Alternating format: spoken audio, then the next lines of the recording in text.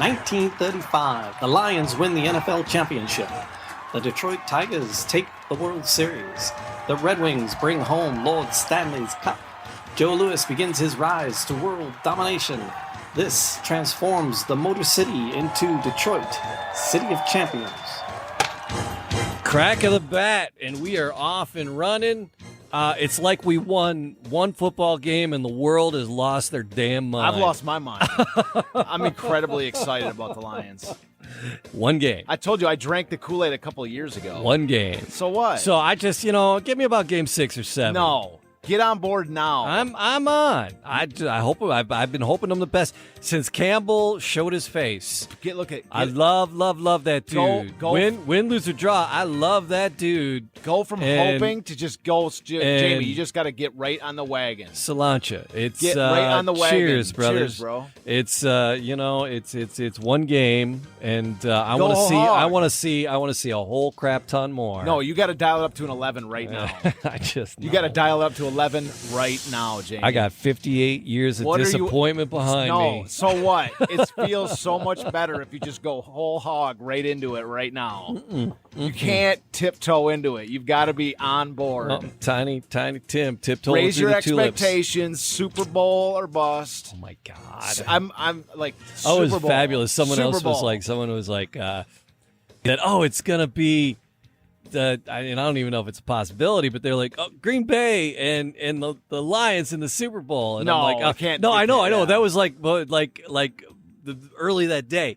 And then they're like, oh, no, all right. It's going to be the Bears. And then the Bears crapped the bed, too. But they can't either. They're the same division as them. They can be in the NFC Championship. The person was like me who knows nothing about sports. But no, it feels so much better to just drink the Kool-Aid. But don't refine it. Don't water it down. Just go straight blue Kool-Aid. But here's the thing. I'm curious. So like in 1935, what the sentiment in the city was like, right? Because, we've had the Tigers go to the playoffs and go to the World Series. Not too long ago, they were in the World Series and they lost. Yeah. And it was like, they haven't won since, was 84 the last time they won? Yeah.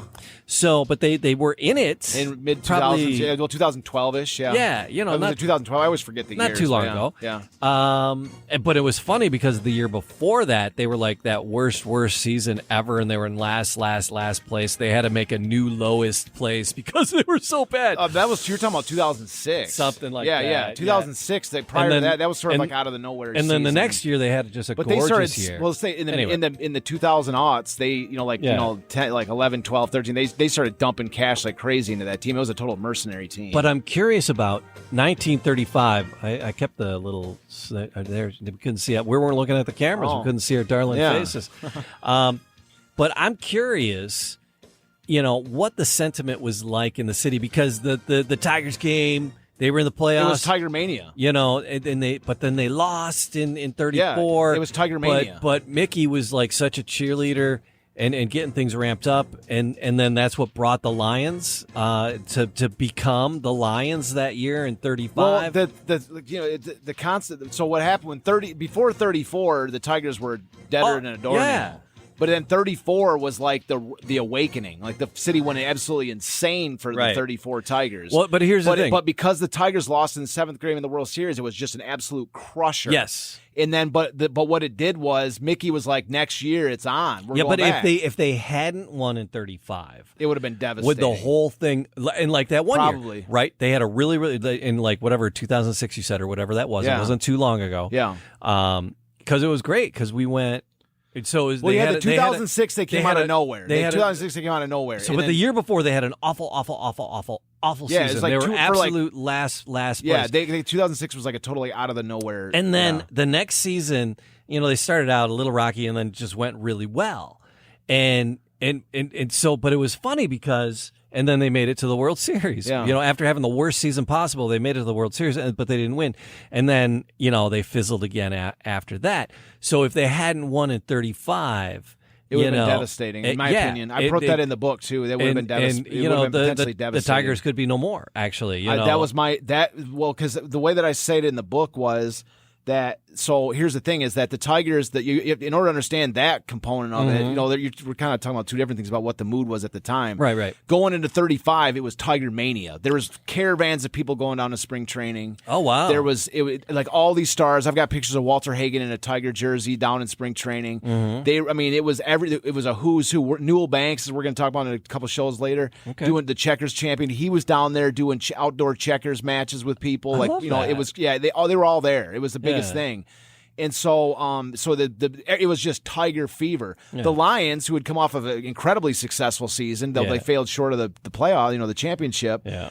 They were sort of in the same boat as the Tigers. They sort of failed at the end of the year. They drifted off at the end of the year. Mm-hmm. But the Lions, there was only their second year. They had not established themselves in the city. They were like back page news. But people were pumped about sports. It was 35 was the year because there was some it was definite, the primer. It was the primer. Garwood was there wasn't like a race that year, but he had the leading up to that, it was like some of the biggest. But his crowds. names were still in the papers. But yeah, Mussolini was like issuing challenges to him and all. Some of the biggest sporting crowds in the history to date gathered for those races, and then Walter Hagen. The Ride of the Pride with the Ryder Cup goes all the way back to there and beyond. And but then you had Joe Louis coming out in 1934. Nobody knew who he was. Going into 35. The Frenzy. Yeah, but nobody knew who Joe Louis was in 34. It was really January of 1935 when he gets on his first biggest stage, which is where he's fighting at Olympia Stadium, and Max Baer, who was the heavyweight champion, is the draw. Yeah. And Max Baer was clowning around in front of the crowd and not doing making basically a joke out of the boxing match. And then Joe Louis comes in after him as like sort of undercard. Yep. And then Louis is like just devastates his opponent. Yeah. And they're all like, the fight of the night was not the heavyweight champ. It was this Detroiter who put on a show in his own hometown and just like was destroying this guy. And so that's when it was like it would all. 35, whether you were into boxing, whether you were into baseball, whether you were into this emerging NFL, whether you were into hockey, it was exciting in every single day's print. The city was sweeping up totally. I hope there's a finish this year. I hope there is. I'm for it. Man, if anybody does it, freaking Dan Campbell's gonna motivate this party. I've already drank the blue Kool-Aid hard. So many of these players are so charming and I love them. So dedicated to the game. Yeah. Love these boys that are playing there. Yeah. It's great to see. I watched all these other YouTube shows where they break down every single. I mean, I've watched every single play from that last game from like 10 different angles. But I'm curious. I've drank the Kool-Aid totally. I'm curious what the mood, if it was a similar. For the Tigers, it was absolutely. And then the rest of the sports kind of getting swept up in that as well. Well, that's the thing. It's always the Tigers were the absolute driving force. And Jesse Medina says that we should be getting more swept up in this, and we should be wearing blue ski masks while we do this show. That's a today. solid idea, Jesse. We should be wearing the blue ski masks. Maybe we will. Who called for the blue ski masks? I'm in for the blue. I'm in for whatever. One of the players said, I want to see the stadium. I saw a couple of YouTube blue ski masks. I saw a couple of clips of people wearing blue ski masks. This is our identity. Let's own it. It's I'm like, oh my God, you guys, you're so funny. I'm down for whatever. Whatever the trend is for the Lions. I don't care how gimmicky it is. I don't care what it is. I'm in. I've drank the Kool-Aid so hard. That'll be so ridiculous that if everybody's wearing blue ski masks. I don't care. I'm in. I'm totally in. Whatever they do, I'm down for whatever. They can really do no wrong. I'm totally into it. But as far as it's an exciting time in Detroit now. But as far as if the Tigers would have lost in 35, I speculate in the book that would have been absolutely catastrophic. For the following reasons: the Tigers, they'd already been in the early 1900s with Ty Cobb. They'd went to the World Series 3 times and lost. Yeah. Twice against 2 of those losses were against the Chicago Cubs. 1934, they lose. In the very previous year, they lost to the St. Louis Cardinals in Game 7 of the World Series. Yeah. So 1935. If the Tigers would have lost to the Cubs make it or break it. Think if they would have lost to the Cubs again, right? Yeah. And especially since Hank Greenberg broke it. We'll get to that point in the show, but Hank Greenberg broke his wrist in the second game of the World Series, and so the next appearance for the Tigers for the World Series was in 1945, and then it was leading into World War I, and so they it was just, would they have survived in the day, all the way through if they had not won this first one? Would it have been so catastrophic that it would have just imploded them? And that's what I'm saying. Like if they would have lost 5 World Series in a row, the long and short of it is, with the game's MVP Hank Greenberg breaking his wrist, would it have led to this mentality that there's like a curse on this team? That's what I'm trying to say, is would they have survived long enough to get to these to these following World Series? And I think the motivation, and I think the positive energy and the fan base, I think, is part of what helped the Wings and the Lions 100% carry through 100% and carry through to those other 2 of the big 3. Well, it was essential. If the Tigers had lost the World Series but the Lions had won the NFL championship, it might not have been that big of a deal, because or they may not have won it without the fan, that much sports enthusiasm in the city. But the Lions, you have the Tigers win the World Series, and then when the Lions win their NFL championship, it elevated them onto the same pedestal as the Tigers. Right. To be mentioned in the same breath as having achieved what the Tigers, that this beloved team in the city, had already done, raised the Lions' profile in that same season. And then the bigger thing was that on the day the Lions win their first NFL championship, December 15th, 1935,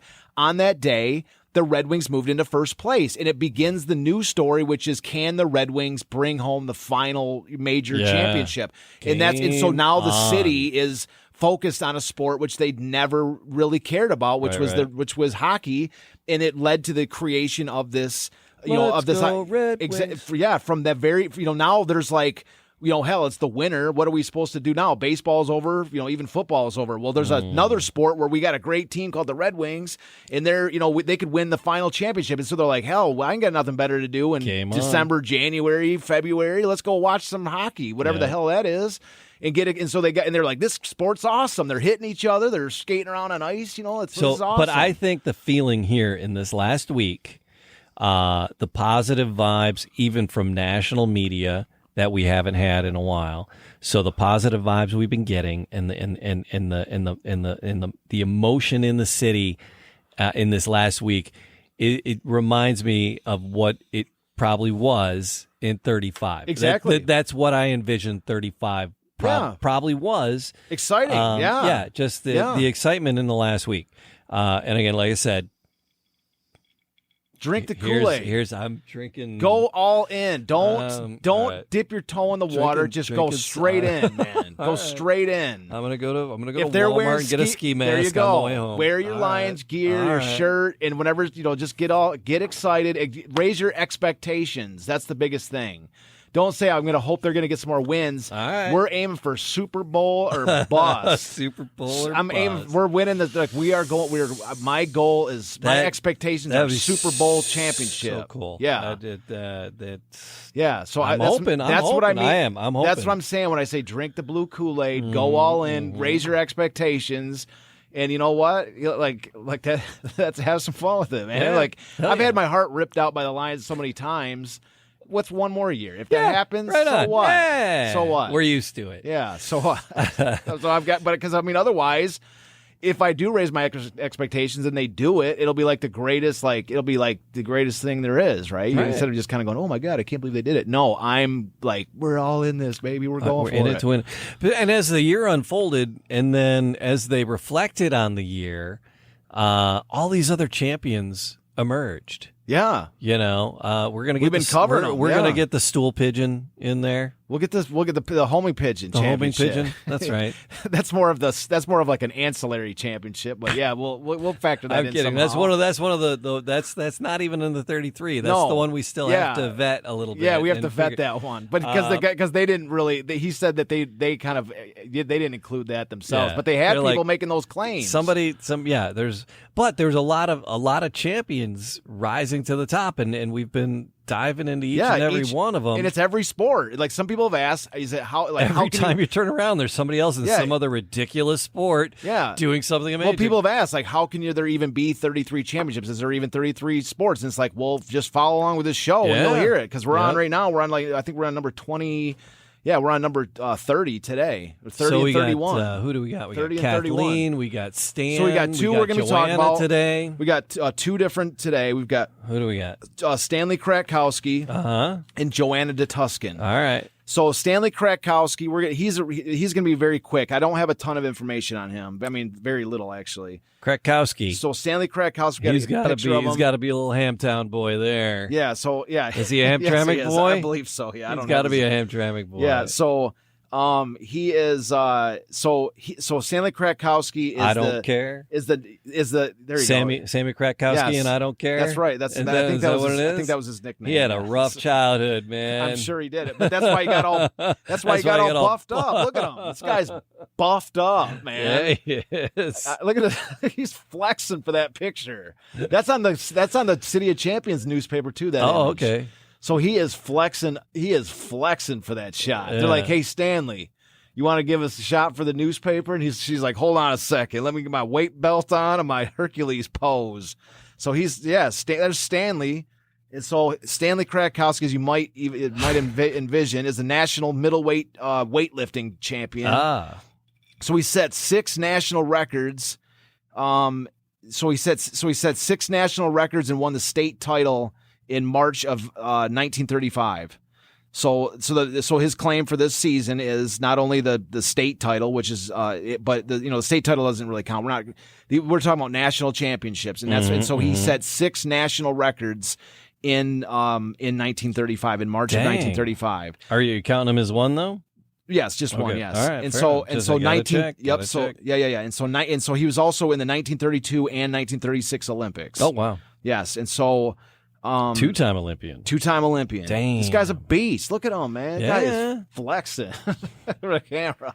Hell yeah. So anyway, that's pretty much all I have on him. If anybody has any additional information on Stanley Kratkowski, I would love to hear it. Mm-hmm. But that's pretty much all I have for him. But that's champion number. So what was 30. the event in the Olympics? He was. It looks like middleweight weightlifting. All right. Yeah, I haven't dug too deep into his Olympics. He didn't win a gold or anything, but he was like I say 32 and 36 Olympics. Mm-hmm. So a little bit deeper dive would reveal more of his accomplishments in 32 and 36. So, but anyways, the main subject of today is Joanna De Tuscan, because this one I've been really looking forward. This is one of these stories I've been itching to get out. I grabbed this picture and I was like, oh. How you doing? Yeah, well, yes, we'll get to that. This lady is gorgeous. All right. Should I bring her up? Yeah, absolutely. All right. There she is. Damn. Yeah, fencing. Yes, fencing. All right. So Joanna, she looks like a movie star. She looks like a movie star of the day. She's also an Olympian. She's a 1936 and this is Olympian. just her. This is just her in her fencing gear. Yes. Maybe she's made up a little bit, but can you imagine if she had Hollywood beauticians on her, dolling her up? Yes. She's a natural beauty. Yes. And she was voted. We'll get to it. And so how sexy is it? Oh, she's a good looking girl. Yeah, right. But we were talking about how ripped that last guy was. So I guess it's not that sexist. So no. But she's a very attractive lady. But here's the thing is it's not, here's the thing about her is that we'll get to this in a second, but she was voted because she was also a 1936 Olympian. Yeah. And she was voted, and we're going to read her story in a second here, but she was voted the most beautiful Olympian in 1936. Without a doubt. Without a doubt. All Man, right. she's smoking. So anyways, so we'll get to that. It's like a little spoiler alert, but she was voted the most beautiful Olympian. I'm just gonna sit here and stare. Yeah, for a minute. So really, the best. She's got this incredible story. Now, this is probably going to be one of the longest stories we've ever read on this show. You guys are so sexist. I don't think so. I'm over it. Yeah, but here's the thing is, so this is going to be one of the longest stories we've ever read on here. But I love it because it's not what it is. This is an interview with Joanna De Tuscan. Oh, nice. Okay. And she lays out her story. She tells about like how she got into fencing, and then she's got the sort of finale. Can you give it to me, and then I'll read her parts in a little voice? No. Okay. I'm not going to do that. All right. But that voice is terrible. Anyways, I couldn't handle it. I could not handle that voice. But also, I don't want to pass the book back and forth. Yeah. I got another copy in here. We just got 2 copies. All right, I'm messing with you. I was looking for any reason to just say no. Just to say no. Let's just pull. I got the 2 copies. Come on. Let's just pull the plug on There's that. no idea. saying. All right. So, anyways, so but seriously, I know like it's not the greatest thing in the world to just read off in a show. We'll kind of converse as we go through this. Sure. But stay to the end of this, because the finale of this story is what I want to get to, because I'm telling you, it's worth it. This, like, the end of this story, this is her. Think about this for a second before we even get into this story, okay? All right. This woman, she goes over, this is 1936, Berlin, Germany. This is the rise of the Nazi party in Germany. The Nazis are the hosts of this thing. And you have the most beautiful Olympian going over there, and the Nazis are like, she's like an Aryan goddess to them, right? Yeah. So they like, wait till you see like what she's never even heard of Hitler. She's never even heard of the Nazis. Right. She has no idea. And this is what's so amazing about this story is why it's worth listening to the beginning, because it shows where she comes from and where she ends up in the 36 Olympics, because she is going to learn. We're going to see the story of someone. This is somebody that's never even heard of the Nazis or Adolf Hitler or anybody like this, who actually sees Hitler for the first time and like sees. Like, this is somebody that has no idea about politics whatsoever. Right. And this is somebody that goes into a Nazi rally totally oblivious of anything going on. Yeah. And she gives us her perspective on what it was like to like be in a, like, not have any clue. That is an interesting chunk and perspective on history. So that's what I'm trying to say. So listen to the end. I know this is. I know, because I've read the book cover to cover, word for word. Yes. So so I know this story. It's a story I have been wanting to get out for a very long time, and I'm very excited. I'm glad we get this. we get to share it tonight. Yes. And that's the thing about the podcast is we're bringing things, because people skim the book and they jump through the book and they read the parts. And you might see fencing and go, "Oh, I don't care about fencing." It's kind of stupid, right. But then they don't realize it's like, oh, this is an important story too. This is fascinating. It's like between the politics and the time. That's the thing about the champion story. There's so many facets to it that it keeps giving. So what do we got? Yeah. So again, the City of Champions is what draws you to it, and then you find all these other stories which are interesting in their own right. So what this is an interview. This is an interview excerpt. The full interview is far longer if you want to get into it, but this is the favorite sort of chunk that I used for my book. All right. So the interview excerpt. This interview excerpt was recorded in 1988 as part of a series exploring Olympic athletes prior to World War II. The interviewer is George Hodak, and the woman being interviewed is Joanna De Tuscan. Harding was her full name by 1988. Right. So let's just get right into it. Okay, so this is I guess I'm just gonna read both roles. Maybe we should do it's an interview. Should we go back and forth without you having the lead? Okay. Because I'll just be silly. Okay, so I'll just read their name for each. Okay, so it begins with Hodak asking the question. Well, today I'm in Hollywood Hills, California, and I have the pleasure of meeting and interviewing Joanna De Tuscan Harding, who competed in the 1936 Olympics in the fencing competition. First off, I'd like you to tell me when and where you were born, and then talk a bit about your family background. So this is De Tuscan here. Well, I was born April 30th, 1908 in Detroit, Michigan. 6 months into my mother's pregnancy, she fell down some stairs, and there I was. You were born prematurely? Yes, in those days, of course, they didn't have all the facilities they have nowadays. My mother was a very clever lady, and here I am to prove it. Wow. My mother came from Yugoslavia as a 19-year-old widow. She came here and she did one thing or another. She started a hotel, and then various companies wanted her to start a series of hotels for working men. My grandfather was a Serbian bishop of the Greek Orthodox Church. My father was going to go into the priesthood, but he was a sort of playboy, and by then, my grandfather thought that maybe he'd do better than the United States. So someone said to him one day, there is a beautiful widow in Detroit, and you're never going to do anything working with your hands. You'd better go to Detroit. Anyway, he did go to Detroit, and they did fall in love and were married. And then my mother was the first woman real estate broker in Detroit. That was a long time ago.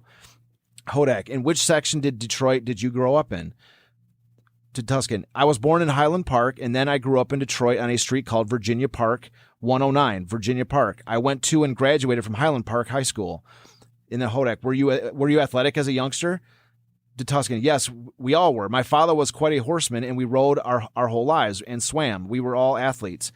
So Hodak, tell me what you did following high school. What were your plans after graduating? Well, I was interested in art. I was going to be a designer, and I went into an arts and crafts school in Detroit for 3 years. I did a lot of jewelry design and sold a lot of jewelry designs. Then I went to Rhode Island School of Design. I also took portrait painting. Hodak, where does the fencing enter into the chronology here? And then De Tuscan, well, my father had a customer from New York who had a friend, nice, a young man from the Ludwig Academy in Budapest, which was the Royal Academy. You know, my family was still very European, and they felt I was 17 years old and that I should marry someone that they knew something about. Well, we were introduced, and he taught me fencing. He started me fencing, and we started a fencing group in Detroit, and I won all the championships in Michigan and the Midwest until I went to the Nationals. Hodak, this was Bella De Tuscan. And then Harding, that's sort of Bella De Tuscan, yes. So Hodak, did you take up fencing in earnest? Yes. Well, I like it. I was a sport, and it was a thinking sport, which appealed to me. It also made great demand on the body as far as coordination is concerned. It was also a sport that I consider not a comparative sport. I don't swim faster than someone. I don't hit a ball where there's that second or two before it reaches the other side that gives a person time to think. When you move, you do something, and you can be interfered with in 1,000 different ways, like in boxing. The only difference is that in boxing or wrestling, you sometimes lose your ability to think clearly, and therefore the opponent who has hit you harder has an advantage. But in fencing, there is no such advantage. So you're thinking the entire time, and your reactions, therefore, have to be very, very fast, and they are. I think it develops the best coordination of any sport. I love that interpretation from the player's point of view of fencing. You don't get that. Normally, you don't get, I never, fencing, I didn't think about that. And juxtaposing it with boxing as to, if you're punch drunk, and somebody they're got an advantage, yeah. But I mean, you've been hit. Emotionally, you're hit, and you're off because you've been hit or you were sighted or whatever in fencing. But you're not punch drunk. It's not hitting you like. Well, it's like Mike Tyson. That. It's like Mike Tyson said. Nobody bit off your ear. Well, no. Mike Tyson said there was a quote where Mike Tyson said they were asking. Tasty. They were asking Tyson about, there was somebody or another that had a plan about, like, somebody in the interview said, I've got a plan for Mike Tyson. And they asked Tyson about this guy's plan. And he said, well, everybody's got a plan until they get hit in the mouth. That was Tyson. So that's comparative to this. Like, everybody's got a plan until they get punched in the mouth. She said keeps going. Yeah. And the thinking game is on. I like that. A lot. So there was a professor, so this is her continuing. Okay. There was a professor at Wayne State University, Dr. Fred Gerhardt, who developed his theory that man could lift himself off the ground. He did a sociodynamic study on sports, and he went all the way from war to tiddlywinks. They interviewed and worked with top athletes in all the fields. They also took in what each sport did to the body, how much it cost, where you had to do it, where you had to go, how many people to compete, what it did to you physically, mentally, and emotionally. What did it do for you socially? What you could do with it if you traveled or if you went to a foreign place and didn't know anyone. If you swam or played tennis, your chances of making contact with peers was not likely unless you're really in the very top bracket.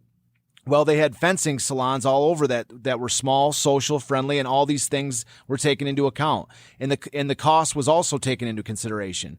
For example, in swimming, you had to have a pool. You had to go somewhere where there was a pool. And what if you live in the cold and swimming or whatever? Some sports you need 9 people. Some sports you need more or less. Right. And all these things were taken into consideration. Fencing came out first, and ping pong came out second. Isn't that interesting? Hodak, yes, it is. Now describe a bit more about the social milieu of fencing and the people that come and attend fencing. Where could fencing meets generally be held in Detroit or the Midwest? It's De Tuscan. When we started, we used the Cadillac Hotel or the Statler Hotel, which in those days were the top hotels. We had tails and black tie full dress occasions for our championships. It was very social. We had over 500 students a month going through our school. And the school was in Hodak. And the school was started by your husband? By Bella and I, yes. And then what I did, I lived in New York a lot when I was training with George Santelli. And every day I wrote all my lessons out and sent them to him so that he could in turn train the people in Detroit, which he did. And we had several champions come out of Detroit, national and Canadian. So while she's training with this she didn't really mention, but this George Santelli is... Yeah. Just like an elite fencing trainer. And so she's like learning to get to the top elite, and she's running a school for fencing in Detroit and sending out messages, directions for the students that she's kind of like learning from the master and all that too. So Hodak, he says, let's talk a bit more about the nuances of fencing. First off, I noticed that traditionally, and even up to today, women generally only competed in the foil classification. Why is that? Harding, well, I think it's because of the slashing of the saber. Hodak, it's deemed too dangerous. De Tuscan. So, well, it's painful and it might be dangerous, if someone really cuts you very hard with a saber, it raises a welt. Sometimes men take their jackets off and they have welts on their chests and backs. And I think that was the chief reason that women were not fencing saber. So, of course, I think the saber, of course, is like the cutlass, like in a pirate movie. You know what I mean? Like they have the actual the blade, whereas the foil is the dart. The rapier. So, and I think that was the chief reason that women were not fencing saber.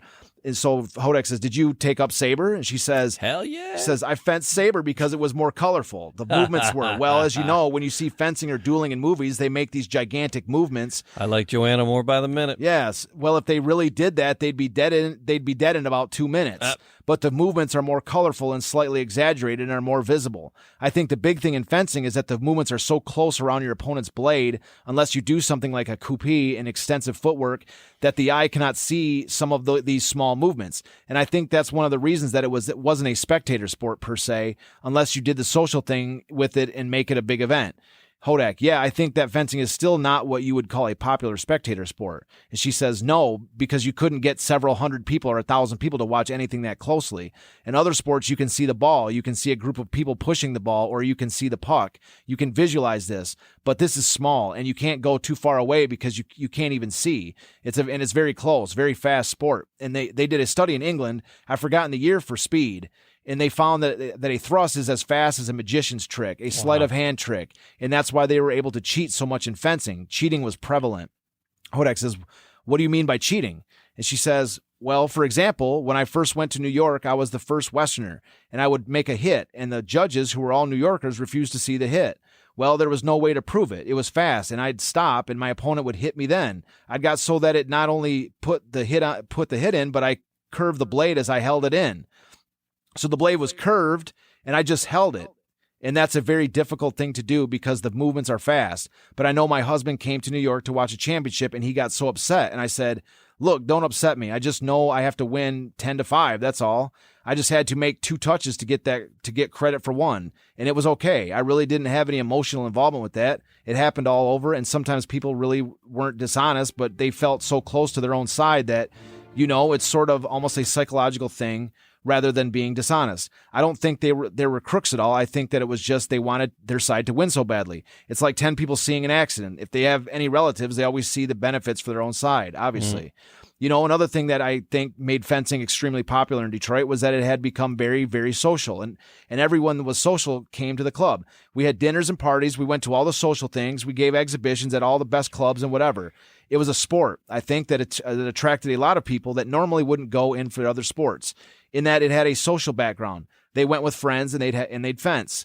We had a bar and we called it the Chummery. We had a wonderful old painter who said that the English in India call their bars chummeries, and so we named our bar the Chummery. So then everyone would go to the Chummery after their fencing. They'd sit around and drink Cokes or whatever they wanted, and we'd sit around and visit for hours. We had big balls and big parties. We'd have atrocious parties, and we'd have plays, and they'd all be different parties of different parts of an act. We'd act out bullfights. We had a great big ring, and one would be the toreador, and another would be the bull. We made all these things. We even made the bulls. Everything was all very artistic and clever. We'd have Halloween parties with corn stalks, and we actually have live animals in the place. I mean, we really did things so that they were colorful, they were fun, they were exciting, and everybody wanted to go. Everybody wanted to be a part of it. Hodak, certainly you received a lot of attention and recognition. The Detroit newspapers certainly reflect that. And she says, we had tremendous news recognition, and we also got a lot of national publicity. Hodak, describe the circle of competition. Where would you compete outside of Detroit? Would you travel extensively through the Midwest? She says, yes, we competed in Chicago and St. Louis. I won the Midwest Championships in St. Louis. From then on, I stayed in New York and fenced in New York most of the time. Hodak says, in New York, you fenced with George Santelli's club? She says, yes, I won the 13 final competitions, all 13 of them, first play. Hodak says, so you started fencing in New York around 1934. She says, probably, that sounds right. Hodak, so had you given much thought to the Olympics? She says, well, the 32 Olympics were too early for me. I was fencing, but I wasn't at that caliber yet. Right. I think it was after I met Santelli and went to New York that I became an Olympic caliber fencer. I think I just had better coordination than the average person, but I didn't have the finesse and the training before that time. That came from Santelli. Hodak, so what sort of things did you acquire in the way of experience from Santelli's tutelage? Is it just a better sense of strategy? She says, yes, and they use different attacks. I think a lot of it was psychological, but he came from a very famous fencing background. He had a tremendous amount of intuitive things for students, and he knew just what to do with each student to get them to perform to their utmost. And I think that's really what it is. If you have the coordination, which I was born with, and I don't get any credit for that at all, and you have good direction, then also, fencing is really psychological.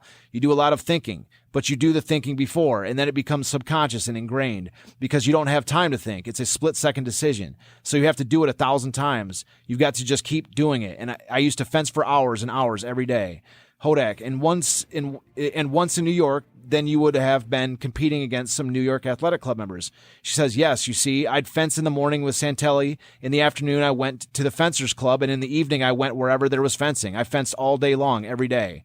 Hodak, did you have the Olympics in mind as a big goal, or was it more of a 1936, or did it something that came all of a sudden? And she says, the ambition wasn't there. I was just simply the extreme joy of doing this. I mean, I just love doing it. I love the fencing and I love the competition. I love the attention, and that's what it is, purely the love of the sport. I adored it. Hodak, so you and 2 other women qualified for the U.S. Olympic fencing team? She says, yes, there was Marion Lloyd. She was always the top champ fencer. Joseph Vince was her coach. In fact, after the games, he came to me and said, you're the only one of the American women that has a chance, that's ever had a chance. I want you to fence with me from now on. I'll never charge you, and I'll pay you for all your time in New York and everything. And I think that would have made me a professional. And I said, no, thank you very much.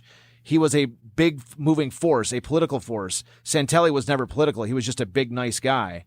And so, Hodak, did Santelli accompany you on the trip to Berlin? She says, yes, he was on the trip. That's what made me so angry about having to fence with Robert Grasson with the French foil. I had worked with an Italian foil, a stiff wrist, the Italian technique. And they put me on the ship, and they made me take lessons from him. Hodak, it was as if you were starting all over again. She says, well, it was changing, totally changing. And I kept thinking, I have to control myself. I will ignore the things I'm doing. But here I was lunging on a ship as it went over the waves. It was up, and next time it was down, and my footwork was terrible. I was totally stale. John Diamond, who was the coach from West Point, even he interjected. I mean, he saw this going on, and I went to Santelli. I went to Joe Levis, who was the men's captain. I was captain of the women's team, and no one backed me up. I had to do this. Today I would have thumbed my nose at him and stayed in my cabin. I would not have done it, and I would have been better off. But in those days, I was very obedient. When you're an athlete, you listen, you learn, you have to obey. That discipline is very, very important, and I was extremely disciplined.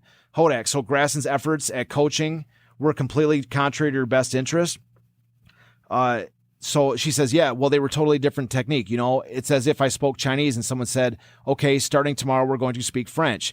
I mean, it's totally out of the question. I was disillusioned and disappointed, angry and hostile. After the games, I went to Budapest and I fenced after the games. I fenced with Maestro Santelli for 7 months and lived in Budapest. And then they had a championship at Lake Belaton. I won a little silver cigarette case. I wasn't smoking, but anyway, I won first place. So that sort of evened things up for her loss to win a medal in the Olympics. In my mind, and then I won the World's Professional Championships in London, England in 1939. So I don't know, the score evened a little. Hodak, so what did you see in Berlin itself? Were you able to see much of the city during the Olympics? And this is where she tells the story. All right. So I saw all of the city. I was taken around by Hitler's first lieutenant. I'm sorry, I do not know his name anymore, but he was a very nice gentleman, a young man, and he took me to Hitler's parties. We went to this big meeting, and I was the only American. Now listen to this. This is somebody that has no idea. Right. I don't know. Maybe he thought I liked what they were doing. I didn't really know what they were doing politically at that time, but I went to this meeting, and I don't know how many people, thousands of people were in this gigantic place, and they were all nice German mamas and papas, the real nice middle-of-the-road people. And we sat in the middle of this auditorium, and people came and spoke. And then when Hitler came in, and he just looked like a well-built, ordinary man, and he was speaking, then all of a sudden, he started raising his voice a little louder. And the next thing I knew, it was a total insane asylum. Everyone was on their feet but me. Everyone was screaming. They were standing up. They were shaking their fists. I think it was just pure hypnosis. You've never seen such an insane asylum in your life. And German people are really very calm and nice. And I was shocked at the way they acted. Hodak, so in a short period of time, he had galvanized the whole crowd into a frenzy? She says, yes, absolutely into hysteria, total hysteria. And I was shocked. I later read that he learned this technique from a hypnotist in a beer hall in Munich someplace. It was actually a learned technique. That's her little story. Wow. But so it was like group, she equated it to being an outsider looking into like group hypnosis. Yeah, once the contrast, she says, once it was like these nice mamas and papas were just at this meeting, and this regular guy comes up on stage. And next thing you know, they're losing their shit. She said it was an insane asylum. She said it was total hysterics, total hysteria. So yeah, it's just that little segment right there. It's just interesting. That's her little story, man. Yeah. Like It's not like them. They're out. It's very interesting. It's just like it's not like them in their everyday behavior, but they were just losing their minds. Yeah, and I don't know about the hypnosis thing. I don't think right. I don't necessarily. From her perspective, she could see that. It seemed like that's what it her. seemed like. Yeah, right. I don't think it was a hypnosis thing. His style of speaking, from what I've learned about him, swept people up. Was what it it's your classic momentum concept. Right. You start slow like a train, and you start to build, and you start to get people excited and more excited. But again, the mentality, like this, it's actually one of my favorite subjects is, World War I. It's everything from 1865 Germany all the way through, really like up to World War II, and World War II included, I suppose. But like all the background, World War I, the interwar years between World War I and World War II, it's one of my favorite subjects. And the Germans, it's the thing about it is like people just don't understand what the Germans went through. You could almost equate it kind of to like what we're talking about here with the City of Champions, with like the Tigers, because the Germans in prior to World War I had this. It was the German unification in 1871, and the feeling in Germany was that they were this superpower that was rising in 1871, leading all the way up to World War I. They'd just been kicking the crap out of every single army. They were a European land, the land power, and they were just kicking the crap out of everyone for 30, 40 years. They occupied France in 1871. They occupied Paris. They occupied Paris. And so they were like invincible. And then they went into World War I, invincible. And they fought this. They honestly actually should have won World War I, but the Americans came in and there was that was the end of the story. When the Americans came in, they were such a fresh superpower coming in. There's nothing that Germans could have done. Right. And so the long and short of it is the Germans had come off of this. The Germans had come off of this like feeling of like we're a rising superpower. They were like becoming, they had colonies in Africa, they had colonies in the Pacific. They were this rising power, and then they had this mentality that they basically got jobbed by the rest of the world. Like especially America stepping in and reversing the course. Right. And so their country was just devastated between the wars. They all their gold was gone, their silver was gone. They were just broke. Their government was a disaster. Right. And so that's because you can see that frustration. And with her words right here, it wasn't just a hypnosis. This was these people venting at the same time, venting like this pent up rage, as well as this they're directed their hopes towards this one man. Like that's what they were at. I mean, it wasn't hypnosis. I mean, it's like, that's why it's like, understanding like the rise of, the whole that history of Germany leading up to that moment. And in some ways, this her talking about this actually, helped to like raise my level of interest in that in this era of German history. It's fascinating. Just an outsider looking into how it unfolded there. To be a guest as it was unfolding, it was just, and of course, she's voted the most beautiful Olympian. So you've got this German lieutenant. This is one of the things that the Nazis sold is this like occultism, like this, the high boots and the collared, uniforms and this military ethos, which like they're, you probably have this, young blonde lieutenant that's like picking up the hottest girl at the Olympics and going, hey, look at my date for the afternoon. I've got it's like this, and she's probably a little bit smitten herself, I'm going to this German meeting with this guy. Yeah, there are a couple other images that you shared with me if people are following on Facebook. One was with Kathleen, the other one was some ads. What are you going to tell me about these? So the which one do you want? Well, so the ads are fairly self-explanatory. So she was a famous person in her day. Okay, all right. And so she did ads for. There's 3 ads here. There's one for Camel Maxwell cigarettes. House Coffee. Does she open up the can with her sword? Most likely. Most likely. Why? I don't see why she wouldn't. Is she like cooking some marshmallows over a fire with her rapier there? Of course she is. Right. Why would she not be? I'm like get the Stave Puff people on the phone. Yes. We got a new sponsor. Yeah, of course she was doing that. And she's got the coffee ad, she's got the Camel cigarettes ad. And she actually says in the ad for the Camel cigarettes. Does she have the cigarette speared on the she lit cigarettes with a match at the end of her. All right, fair play. Of her sword. That's a good shtick. So she says on the Camel cigarettes ad, it says, fencing bouts are won mainly on quick response from nerves. In the words of Joanna De Tuscan, U.S. women's foils champion, being on the alert counts in fencing. That's my number one reason for preferring Camels. Camels never jangle my nerves. Dang. Oh, my God. What an advertisement. That's good. We want to go smoke a Camel cigarette right now. Well, I can't stand it when my nerves get all Me jangled. neither. No. Man, my nerves would probably be way settled if I got that.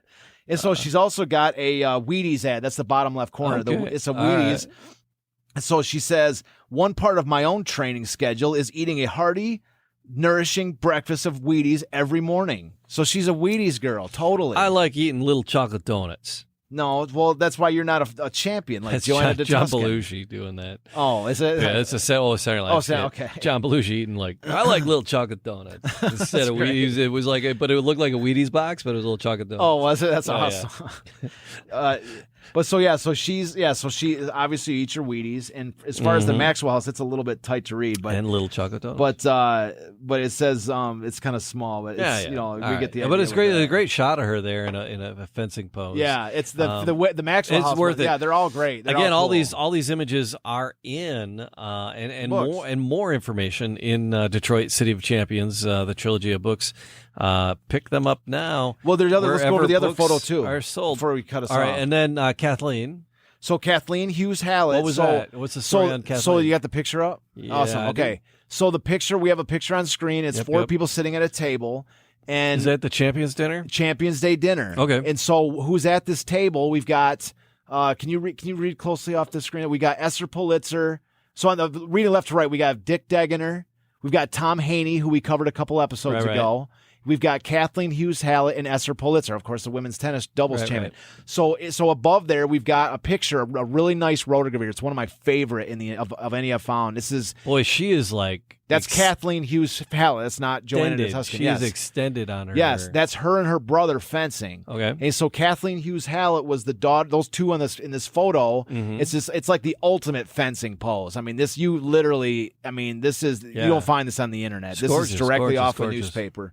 So off of a road, and I'm not being sexist. It's just gorgeous sports. It's a beautiful it's like an Olympics. I was being sexist earlier. No, but now I'm appreciating sports. Yeah, this is just the beauty of the sport right here. And so I've swapped. Yeah, so what this is Kathleen Hughes Hallett and her brother there in the same picture were the son and daughter of a British diplomat living in Detroit, and they both trained at De Tuscan's school, fencing school. And so the date of the Champions Day dinner, Joanna De Tuscan was in where was she at? She was in New York winning that national fencing championship. Okay. So that was so she's winning that fencing champion. That's which is her claim to as part of the City of Champions thing. Right. So she actually won her fencing championship on Champions Day. Oh, hell yeah. Yes, and so she sent, because she was already like the number 1 ranked fencer in the country. That's why they sent that's why they were like invited her to the dinner, but she's like, well, I can't go to the dinner. I'm about to win the championship, right? Yeah. And so they sent Kathleen Hughes Hallett as her representative from the fencing school to the dinner, and that's why she is in the photo. Who is Ethel again? That's Esther Pulitzer. She was one half of the women's doubles tennis championship with her and Constance O'Donovan. She looks like she's woofing down every bit of that dinner. She's going nuts. This is a free dinner. Yeah. I am not letting any of this go. Yeah. But the thing is that when I first started this project, especially when I got into the players. So who's this Kathleen? Yeah. So what the hell's her story? Well, that was the tough thing is that I was looking into Kathleen Hughes Hallett because she was at the dinner. She was the one I thought was the champion. And so that's what was tough to decipher, because every time I looked at Kathleen Hughes Hallett, or when I looked at her, there wasn't really much. There was I saw this beautiful photo, and I saw this Champions Day dinner photo, of course. Yeah. But every time it was always about Joanna De Tuscan, fencing champion. Joanna De Tuscan, top-rated fencing champion. It was all this different information, and it took me a second. So where the hell was Joanna at dinner? Exactly. She was out winning another cigarette case. It wasn't until I really started to dive into the story about the fact that she owned this school, this fencing school, and that the Halletts were part of that I put the story together. So that was one of my sort of crowning moments, is when I actually came to the realization that what actually had happened. Yeah. Was that was the Waiter, that was my the soup. Yes, that was the realization, was that she. So that she was that she wasn't the actual champion. All right, where's your spoon? All right, but you were determined to roll that thing out, weren't you? You were determined to get to the spoon part. You were determined to get to Eddie Murphy, culturally insensitive joke. Yes. So like I say, putting that piece together. But I found that, and then the worst thing. This is the thing. What was the most frustrating part about the whole experience of looking up, trying to understand this story? Yeah. Was when I found that fencing rotogravure, right? And I'm like, this is an amazing Joanna De Tuscan fencing pose. And it turns out to be Kathleen Hughes Hallett. I go, son of a...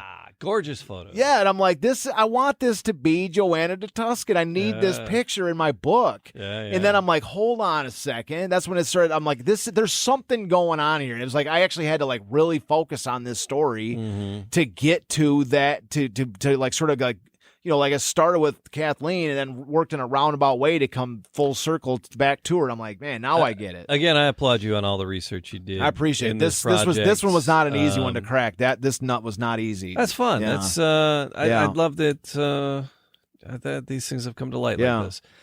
So anyway, and also as a final asterisk next to this is that in 2001. The Joanna De Tuscan was put in the U.S. Fencing Hall of Fame. Oh, good. Yeah, so she is a true legend, and of course, we go down the entire list. If another city is we make the claim that this is the greatest season in the history of American sport, and so the backing of this claim is, who are you going to put up against the three teams? Right. Who are you going to put up against Joe Louis? Who are you go all the way down the list, all these sports. Even if we got a fencer and we got a backup even if fencer. You match the first 29 championships, sport for sport, exactly. Who you get all the way to the point, and you're like, now who are you going to put up against Joanna De Tuscan? Now if you got somebody, we'll bring Kathleen in to double team. Yes, and if we have to, we'll bring in her backup. Yeah. So that's what I mean. That's what's just so amazing is that you just go down this list, and so it's not me when I say this is the greatest season of history of American sport. I'm not saying that as just because I think this is a great story. No, this is objectively true. How could another city ever have a season with this staggering array of championships in every sport? It'd be impossible. That's why I say this is not only the greatest season that ever has happened, it's the greatest season that ever will happen. How could any city ever match this? I agree. Yeah. That's why I've been sitting here with you for 105 episodes. Oh, that's the reason. It's not my wit and my rapier-like charm. Yeah. Like I said, 105 episodes. Everybody anybody who's joined us for this long of this party, thank you. Thanks for listening. If you're new to the party, you can hunt and peck around and find the sports you're interested in, find the series. We got them piled up on YouTube in collections of the different sports and things. or just hunt and peck through the audio feed and find the stories. Yeah, you're we got it interested in. archived, or like, because don't ask us to like start at the beginning again, because we spent a lot of time on these. That's it. So, subscribe, leave a comment, do all those podcast things in all the podcast places. Wearingfunny.com for the merch. You can get and I have t-shirts. one more little announcement before we move on too. Is Detroit City. So Jamie gave me some stickers to take to the stores that I'm in. Yeah. 12 Oaks Mall and Partridge Creek Mall. Yeah. You ever come in? Especially I'm at 12 Oaks probably like 5 days a week. Yeah. 4 or 5 days a week I'm at 12 Oaks Mall in Novi. But anyways, Jamie gave us some of the stickers designed by Chris. Yeah. Our friend Chris. Chris checked in earlier. And so we brought some of these stickers in and into the store with our logo on it. And we sold our first sticker the other day, bro. Yes. Hey, all right. Alongside, but a lady saw the sticker. She's like, "This is awesome," and she's like, she goes, $3, here you go. And I was like, I've got to tell Jamie this, but instead I was like, you know what, I'm going to save it for the show for the big announcement. We sold our first in-store sticker, so that was pretty awesome. Moving product, moving product, man. It's always that, and I always like to tell artists their first. About their first sale. So that's no matter how big the amount is, I always like to text somebody and let them know. So that's how I'm letting you know we got our first sale. If anybody's a fan of the City of Champions and would want to be a sponsor, always willing to take people on as sponsors. Yeah. So. Yeah, and buy stickers and whatever. Because shirts and gear. We'll send you a shirt and a supporter sticker. Something. Anyway. But so DetroitCityOfChampions.com and then wearingfunny.com and then find out all about all the stuff we got going on in those two places. So subscribe, leave a comment, and thank you for being with us, Charles. Thank you. My pleasure as always, Jamie. Great show. We'll do it again very, very soon. Another thing too is we also started I started another little side show called Baseball Revolution. Baseball Revolution. I just did the first one a couple weeks ago. So so if you're wanting to take the first steps into the new show, I'm gonna broadcast right after this. Yep. The concept is we're just trying to do a little bit of a more common. A little bit, yeah. So little 15-minute episode following this. So if you subscribe to the other to this channel, you want to maybe subscribe to the Baseball Revolution. We're gonna be going live right after this. So just a couple minutes away. And we're going to go live. Yep.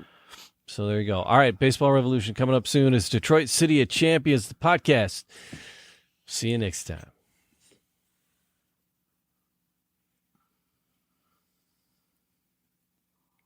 Hey.